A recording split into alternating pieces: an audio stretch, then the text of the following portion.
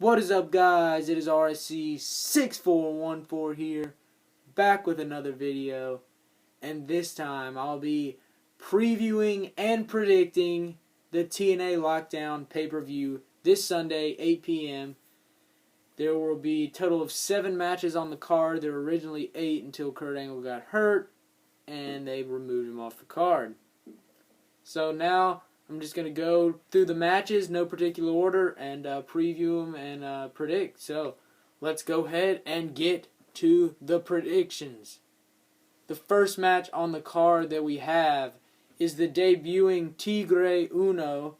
Some of you may know him from AAA, the Lucha Libre company. He also was Ultimate Tiger on TNA Explosion. He faced Zima Ion, so if you don't know what to expect from the guy, just Google Ultimate Tiger and you can find his past match with DJ Zima Ion. This match should be good. He's facing Manic. We haven't seen him in a long time since he lost the X Division title.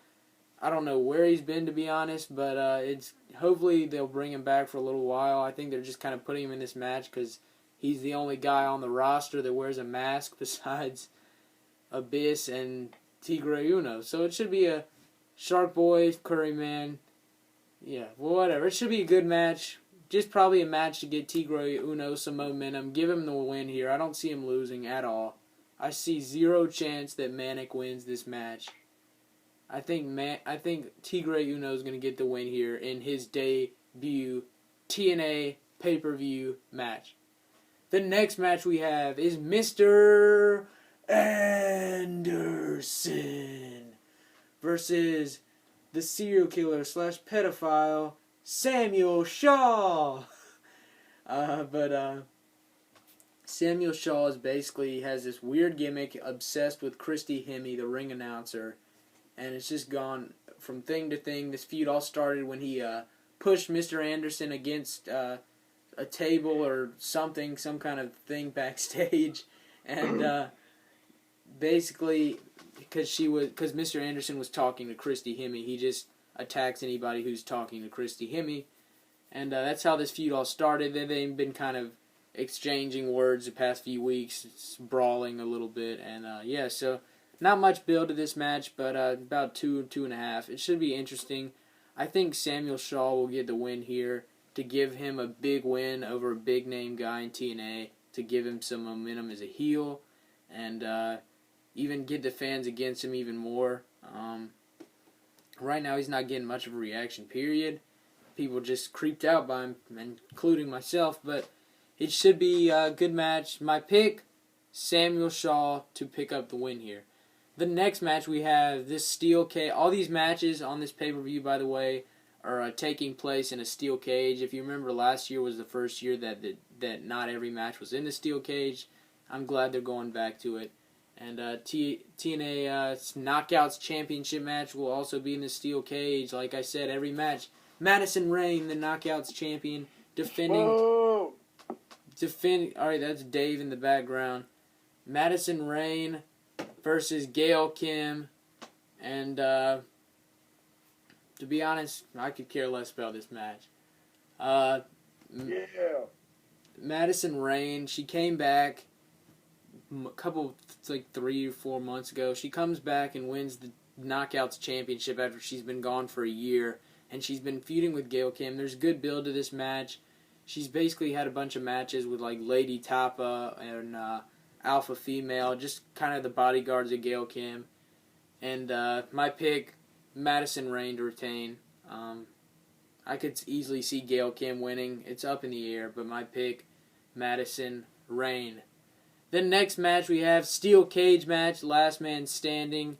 Gunner versus the Cowboy, James Storm. Who knows what's going to happen here, because I think it could go either way here. This all started when James Storm screwed Gunner over. He super kicked Gunner when he was about to beat Magnus for the TNA World Heavyweight Championship 2 weeks ago. He turned on Gunner, turning full on heel, and no one really saw James Storm turning heel. That was pretty cool, I thought, because I mean, you don't see James Storm heel that often. Gunner, I thought, would be the most likely one, but, you know, whatever. this match should be good. I'm looking forward to it. I think it's probably one of the better undercard matches on the whole card. If I had to pick one, I'll probably pick Gunner here. I just think it seems like the face always gets revenge on the heel if they attack him, just like the Primetime Players, Crime Time, various tag teams that have split up. So my pick here is Gunner to pick up the win here. The modern day Viking Gunner. The next match we have will be a steel cage match once again. Like I said, every match is in the steel cage. Bad Influence. It's a TNA versus Wrestle 1 inter-promotional match. Bad Influence, Kazarian and Christopher Daniels, and Chris Sabin, 3-on-3 tag. They are facing the Great Muta, famous Japanese wrestler. He wrestled in New Japan as well as various others. And he owns Wrestle 1. So it's Great Muta, Sonata, who's the current X Division champion. He beat Austin Aries for the title overseas. And Nakanui, to be honest, I don't know too much about him. I do know Sonata and I do know the Great Muta. Should be a good match. I think they'll use this match to get Sonata exposure to the fans since he is the champion. It should be a pretty good match with some high-flying action. Bad Influence is always entertaining. Can't go wrong with them. I really don't see them losing TNA, though, on a pay-per-view that is TNA. So I'm going to have to pick TNA here. Bad Influence and Chris Sabin to pick up the win here over the Great Muta, Sonata, and Nakanui. But it should be a good match. But my pick, Bad Influence and Chris Sabin of Team TNA. Then we've got the Steel Cage Lethal Lockdown 4-on-4 match. We have Team MVP Jeff Hardy, and the Wolves. MVP. Okay, Dave. Team MVP Jeff Hardy, and the Wolves, which are Davey Richards and Eddie Edwards, versus Team Dixie. Dixieland match. Team Dixie, Bobby Roode, Austin Aries, and the Bromans. I like them. It's hard for me to choose who I would go for, but I'm definitely going for Team MVP. The only reason I like probably Bobby Roode, Aries, and Bromans. I like them, but I hated Dixie Carter's gut, so I'm not going for her team. So I'm going for Team MVP. MVP all day, 305 baby, ballin'. But oh God. I think Team MVP. I think a lot of people are picking Team Dixie. Some people are picking Team MVP. I really think Team MVP is going to win here, to be honest. Team Dixie, she's had her reign of terror for far too long, since Bound for Glory, when her and AJ Styles feuded. Then she gave Magnus the title, and it's been screw job after screw job after screw job for the past 5 or 6 months. But we'll see what happens. It should be a good match. This is the match I'm most looking forward to on the card. I always look forward to the Lethal Lockdown matches because those are the most entertaining. Should be good, but my pick, Team MVP Jeff Hardy, and Davey Richards and Eddie Edwards will pick up the win here in a pretty good match. I think this will be the best match of the night, and it should be good.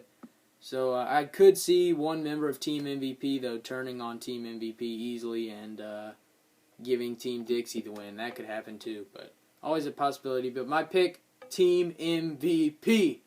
And then we've got our main event, the Steel Cage TNA World Heavyweight Championship. The champion, Magnus, defending the title against Samoa Joe, the Submission Machine. I'm going to kill you.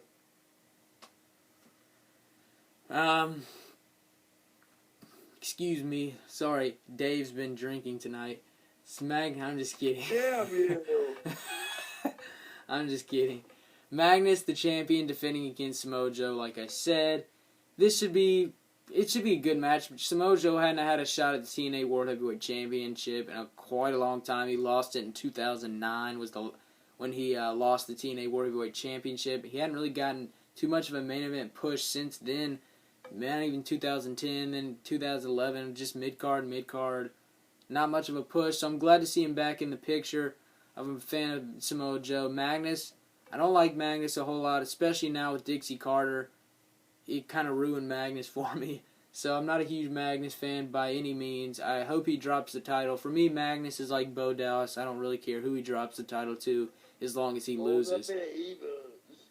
And I could see Magnus retaining here with another kind of screwy finish, like how he's retained basically by having 12 guys or 10 or 11 guys helping him beat one dude. But it should be a good match. I've got to pick Samoa Joe, though. I think we're going to see a title change here. It seems like every 4 pay-per-views, TNA has a lot of title changes since they've gone to this format, so I think they'll keep it up. I think Samoa Joe will pick up the win here and become your new TNA World Heavyweight Champion. So my pick, the Submission Machine, Samoa Joe. But I could see Magnus winning, but my pick, Samoa Joe. Hope you enjoyed this video. Comment below who you think are going to win. Like my page on Facebook, RSC6414 on YouTube. Dave kindly made that page, so like it. Yeah, that's basically it. So yeah, hope you enjoyed this video. Check out my other videos and subscribe and enjoy the TNA Lockdown pay-per-view, because I know I will. Thanks, guys. What minute?